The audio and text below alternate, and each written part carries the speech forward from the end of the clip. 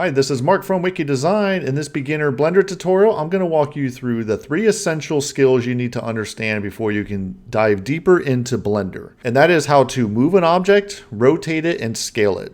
As you may already know, Blender is a really complex tool and there's a lot of different ways that you can accomplish the same task. Now, what I've learned doing 3D for many years is there's no single right way to do things.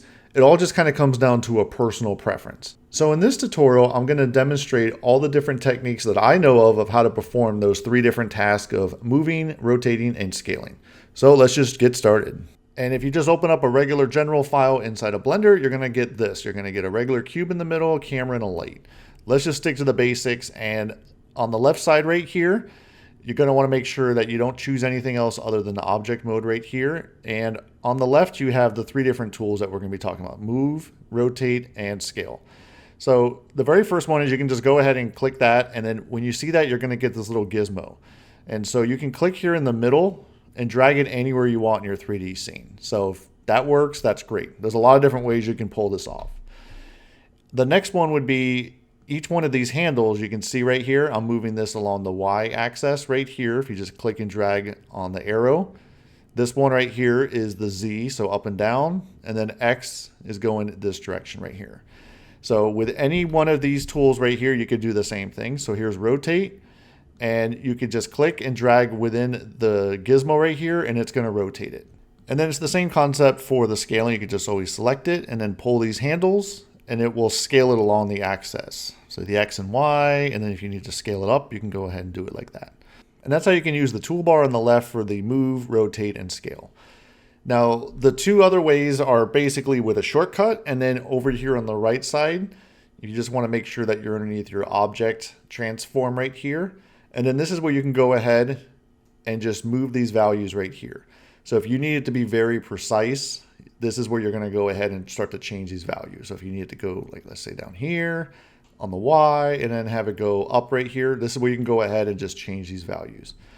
And what's cool about this is this takes in math. So if you ever have 2.36, times 2, you could just do times 2, and then it will scale it and do it right here. So this does have some logic built in, which is pretty nice. So that's how you can do the location. And then same thing with the rotate. You can go ahead and just rotate it right here on the X, the Y, the Z. And then what's cool is if you just highlight right here, so when you see the cursor, you could just click and drag down. And so now you can change these 3 values all together. So if you need it to be, let's say 90 degrees, you could just do that, and it will do it for all the values right here. And then same thing for scale. You can just do scale X, Y, and Z. So now we can jump into the fun part, and that is using shortcuts. So inside of Blender, there is a million different shortcuts. So if you start to follow tutorials online, everything's going to be heavily relying on shortcuts. So what I recommend if you're brand new to Blender is to download a cheat sheet. I'm going to leave a link in the description. This is the exact cheat sheet that I actually have printed up on my desk, and I just have it sitting here because I'm still trying to learn a lot of new stuff with Blender, and having this little cheat sheet is saving me a lot of time. So I will leave a link in the description below. You just click and download that. Now let's go ahead and actually just get started on how shortcuts work. So if you just hover over each one of these, so the move, the rotate, and the scale, when you do that, you can see right here, it gives you the shortcut, and it's just the letter G for move, rotate is R, and then scale is S. So it's really simple. All you have to do is select your object, and then just go ahead and hit G. So when you hit G, you can now move it around anywhere on the screen as if you kind of click that button up there in the toolbar. Now what you can do is if you just want to move it along the X axis, you can go ahead and just do that. And now it's going to go ahead and just move it on the X.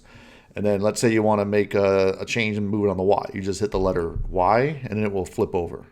And then whenever you're done with your selection, you just left click, and then it will stay in that spot. And then you can move it again. So if I want to move it up now, I can hit G, and then Z is up and down. So now I can move it up and down right here. And then it's pretty much the same exact process for the rotate and the scale. So just hit R for rotate. And if I just want to rotate it on X, you can do that. And then of course, just rotate on Z, pretty standard stuff. Scale, same thing, just hit S. And then if you just want to scale it only on the X right here, you can see that. The next little short code trick is you can actually exclude something. So what I mean by that is Let's say I only want to scale this cube on the X and the Y, but not on the Z. It's really simple. What you can do is just select the object, hit scale.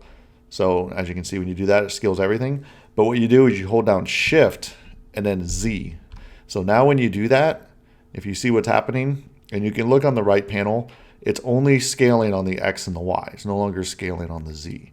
So that's a really cool feature. So there might be cases where you need to do that, or same thing with like move. So if I only need to move it, but let's not do the Y. So I'll just hit G and then Shift Y, and now I can move it up and down, and it's excluding the Y. So that's pretty cool. And then the very last way that I know you can move stuff around or scale it is if you go ahead and let's just grab this cube just with G, and what you can do is hold down the middle of your mouse. So I'm just holding and clicking the middle of my mouse scroll, and then this is going to come up. And if you start to move it around, if you can see what's happening, what it does is when I start to move it, like over here on the Y, it locks it. So if you need real quick to be able to just go up and down, you can always use the mouse wheel. So I haven't really personally used this too much. I like using the shortcut way, but this might be a better workflow for you. And then you can go ahead once it's on here. Once it's like locked in, then you can just left click. And that's it for this quick tutorial on all the different ways that you can move, rotate, and scale your objects inside of Blender. Make sure you subscribe to this channel, so I'm going to be releasing more videos like this in the future for beginners, and then eventually I'm going to start doing more advanced tutorials. Again, this is Mark from Wiki Design.